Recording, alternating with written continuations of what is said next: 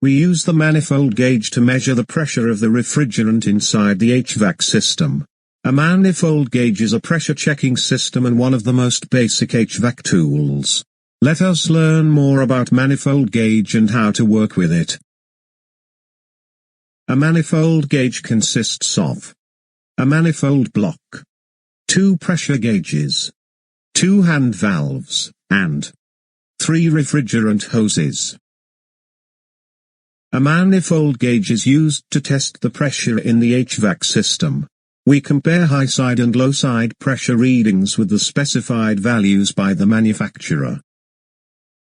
A manifold gauge must match the refrigerant inside the HVAC system.